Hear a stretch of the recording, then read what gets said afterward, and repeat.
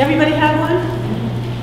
So they rented this house in the village, and this is a quote from Mrs. Alcott, Louisa May Alcott's mother. She wrote in her diary, "I have made a proposition which Mr. and Mrs. Lovejoy and the mother agreed to. I have taken for 6 months or a year half the house at Still River, and which by cutting a door into the wood house, which would be the woodshed, and one into an adjoining chamber, throws my family into quite a distinct range of rooms. The charges are $25 for a year for 5 rooms and $10 for the gardens." So there they perched, and it was never easy for Mrs. Alcott, ever, if you've ever read her biography or his. So some of the short while they were there, some little occasions had been written about, and one is that we know from one written account that Lizzie Alcott had her 9th birthday in this house, this yellow house called Brick Ends. The family decorated the home with greenery and invited neighbors to play with Louisa. She was dressed as an Indian, and she was reciting a poem about the persecution of the tribes. How very Louisa May Alcott, even at a young age. Then there's another anecdote about her, which is in this book called the Harvard Album, which you can get anywhere in Harvard or in Fruitlands. And it says, in 1844, an interesting event took place here in the woodshed when the gardeners owned the mansion next door. When the gardener's son Walter was married to the girl next door, Louisa May Alcott. The wedding feast was decked out with Mrs. Gardner's best china tea set. Mrs. Gardner is not at home. That tea set is now at Fruitlands Museums, given by one of the Gardner descendants. The marriage was, however, of short duration, as something displeased Louisa, and she slapped her newly married husband, and he slapped her back. Louisa, by the way, was 11. Walter was 12, and the minister, Alfred Haskell, was a mature 13. That was written by Elvira Scorgi, who was our town historian for many years. She died in the early 1990s at the age of 106. She wrote that anecdote she had written. This book was dedicated to her. So then, where are the brick ends on brick ends? Well, being a house historian, that always bothered me. I've been involved in the society since 1967, and I always wondered about the brick ends. If you love old houses, one of the things you look for when you drive past an old house is the chimneys, you know. And if it's and you can tell from the chimneys a lot about the house. And the early houses, of course, had the big center chimney. And you always love to see that big center chimney. And you can date houses from their chimneys. If it's on the ridge, before the ridge, behind the ridge, it tells you, you know a lot about how the house evolved. And then later on, from the center chimney, there were twin chimneys in the middle with a center hall. And then if you were really spiffy, you had brick ends. And if you look at this house in the corner, which is a house in Lancaster on 117, this is a brick ends with its brick ends and its 4 chimneys, and those 4 chimneys would have had 2 fireplaces on each floor, so it would have been 4 rooms down, 4 rooms up, a center hall, and 8 fireplaces. Very ambitious plan, really lovely. And then typically the kitchen would have been in the back wing with its ovens, etc. Brick end houses and center hall houses came typically after 1800. So, what happened to the brick ends? I never knew, and I knew they were gone. And I, quite frankly, didn't believe they were ever there for a long time. Where's mine? But I knew that this was the house, because, you know, I know every house in town. So, we recently came across some information. Thank you. And this is what historians wait for. they wait for tidbits. And of course, with the age of computers, we're finding all kinds of stuff. We're finding an enormous amount of stuff in old newspapers and old libraries. And so recently, we bought at auction a packet of letters from a woman who used to live in our town. And then later, we just acquired from eBay her whole journal and her diary. But here's one of her letters, and this just came to light. Well, first of all, let me back up a little. First of all, before I got that information, which we just got within the past year, I went to the old people who lived in this house. They were in a nursing home, and I went to their son and asked him if I could explore the house. So I went in, and down in the basement, you could see 4 chimney bases. Chimneys in this era would be brick, and they'd have a little arch in them, or just posts and bricks.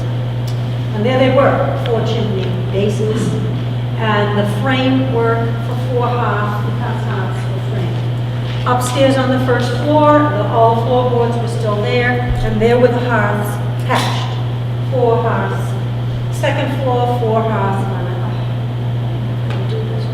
And then up in the attic, with the attic framing, you could see it was framed around, the 4 chimneys, they were gone, it was patched.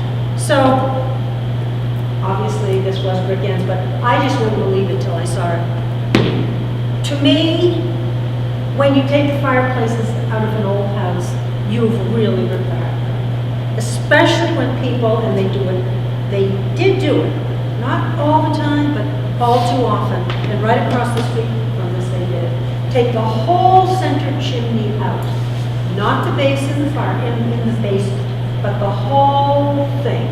They just take it all out because they want the space and because they want to be warm, and they put in stoves, wood stoves. And we all know how warming it is to have a wood stove. And these houses were cold. These fireplaces did not heat the houses very much at all. And I have read anything I can on how it was to live in these old houses. And one book I read was written in the 1800s about ancestors. And people in the 1800s knew a lot more about people in the 1700s than if someone were writing it now. It was very cold. At this time of year, with the kind of weather we're having right now, and any time when it was below freezing, they would have a big work table in the kitchen with the big cook hearth behind, the big fireplace cooking. And this kitchen table, if anything were up there, it froze. These people had to gather around it. It was cold. Everything in these houses froze. People really couldn't sleep alone. There's a wonderful journal that was kept almost the entire life of a woman in South Hadley. And one little entry, she said, Mr. So-and-so, who was old, came over tonight to sleep with someone because it was so cold. Of course, they had to huddle. Could have frozen to death in his house. So to me, taking out the chimneys and the fireplaces is just so sacrilegious. Now, a lot of houses you'll see, they left the fireplace, but you see the stove hole there or up here, and now you'll see it's blocked up with a thimble. Or they bricked over the fireplace, but they left the mantle and they put the stove up here because, they had to leave the mantle because in the Victorian era, there was frou-frou everywhere. And they'd put all the little things on it and everything. And it just see it everywhere. And they brick them up. And it's so much fun every time someone unbricks the fireplace and it's still there. And sometimes with the big walk-in kitchen fireplaces, although there are very few literally walk-in fireplaces left around here, the North Shore there were plenty. But these big fireplaces, as things got more modern, they would make them smaller. Then they'd get a big cook stove, a real stove, and they'd make them smaller. And there are houses where you can take back one and the other and find your own fireplace. To me, that's all the most exciting part of an old house. So you can just imagine how devastating I think it is these brick ends are gone. Who would do that? So here's the letter we found the letter in one of the letters. It was written in 1886 by Louisa Willard Bateman to her son, Fred. Aunt Julia has really bought our old place, but will not probably move there before fall, as they are going to remodel and fix it up. Right. They're planning to do considerable to it. Tear down the brick ends and the chimneys, take away some of the partitions to enlarge some of the rooms, put a bay window into the parlor, and I don't know what all. Seems to me they might about as well built new. That's her letter, verbatim. Isn't that amazing? That we found this in the letter. So we know who did it, why they did it, when they did it. They were remodeling. Instead. So I wanted you to see the house as it looks now. I took this picture 2 days ago. And this is a typical example of a brick ender right here, which I took today in Lancaster. So houses do transition, but when they have something as wonderful about them as this house, because of who lived there and for how long, for a little while, it keeps its romantic lore, even though it has lost some of its beauty. It's still a very sweet house. That's my story. Thank you.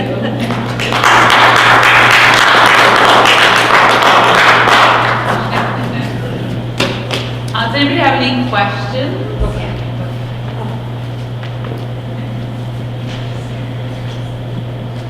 I'm sorry, I'll make that. Yeah, if you have any questions about anything regarding Harvard or the house or any house, I love talking Any about old questions? houses. How many fireplaces do you have? That's what I would like to know. 17. Actually, I have a very historic old house that has no fireplaces. Someone took out the center chimney a long time ago, so it's kind of contemporary, but you can see the whole framework of the old house. It has a fascinating history. It has a little weird history. But it's got a beautiful mountain view, so. Well, thank you very much, Diane. Thank you for inviting me. Sure. Yeah, we'll take a break for a second, so Rosemary can take a picture of the boot.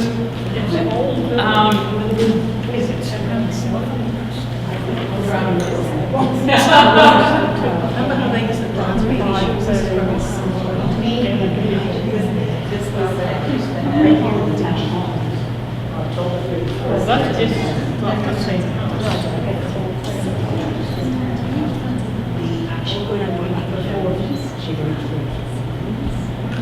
All right, next up we have John Murphrey, who is from Shrewsbury, and he's going to talk about Artemas Ward House.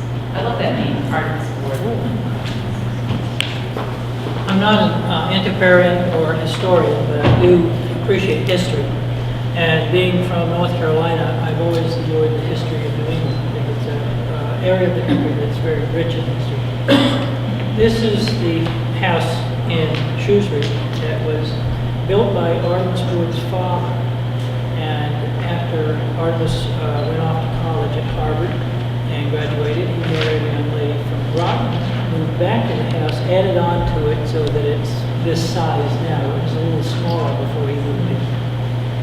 And Artemas Ward and the Ward family are contributors to the history of Massachusetts and New England in so many ways, and they still continue to be. This house was lived in by the Ward family for over 200 years. In 1949, they donated it to Harvard University, and it is maintained by Harvard University. And since Artemas Ward's father graduated from Harvard University, one member of every generation at least has graduated from Harvard University. The latest daughter and her father, Andrew and Elizabeth, are two of the members of the board of directors of the Harvard Museum, the Harvard Ward Museum. And it is a museum, and it's a unique museum in that all of the artifacts that are there, clothing, like General Ward's cloak, quilts that were made by the family, toys, farm utensils, everything is documented by the last 2 generations of women who lived in that house. And they documented every piece that you find there, and it's all still there. It's not period pieces that were brought to the house and like, oh, this might have been something like they had there. It's what they had there. It's a very unique house. It is a museum. It's available for tours, and you can go online at www.wardhouse.harvard.edu. You can do a virtual tour, and you can learn about the history of Artemas Ward. I'm going to read a little bit about Artemas. Artemas Ward was born in Shrewsbury, Massachusetts in 1727 to Nahum Ward and Martha Howe Ward. He was the 6th of 7 children. His father had a broad and successful career and interest as a sea captain, merchant, land developer, farmer, lawyer, and jurist. As a child, Artemas attended the common schools and shared a tutor with his brothers and sisters, and he graduated from Harvard in 1748 and taught there briefly. On July 31st, 1750, he married Sarah Tobridge, who was the daughter of Reverend Caleb Tobridge and Hannah Tobridge of Groton, Massachusetts, and the young couple returned to Shrewsbury, where Artemas opened a general store. In the next 15 years, they would have 8 children.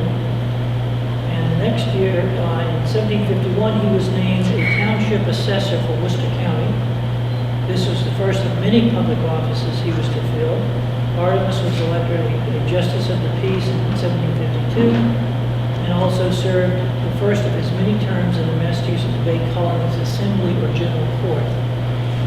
During the French and Indian War, he was also a major in the militia and was really a soldier for the British Army. He was also one of the most outspoken residents in Worcester County and in Massachusetts about reasons to separate from England and become a separate country. For his protesting about the English government, he was demoted and his commissions were eliminated, and he was turned out from the British militia. In prelude to the Revolution, in 1762, he had completely returned to Shrewsbury. He was a sickly man. He had gallstones, and often when he was a general, later in years when he was a general, he was doing so. He was directing things to be done from his bedside. But he was a very brilliant man, a very good statistician and strategist about military maneuvers and things. He was, in general court, he was placed on a taxation committee along with Samuel Adams, John Hancock. On the floor, he was second only to James Otis in speaking out against acts of Parliament. And his prominence in these debates prompted the royal governor, Francis Bernard, to revoke all military commissions in 1767. And then, in the growing sentiment favoring rebellion, the 3rd Regiment resigned en masse. That was the one he led from the British service. In October of 1774, they then marched on Shrewsbury to inform Colonel Ward that they had unanimously elected him as their leader. Later that month, the governor abolished this assembly. The towns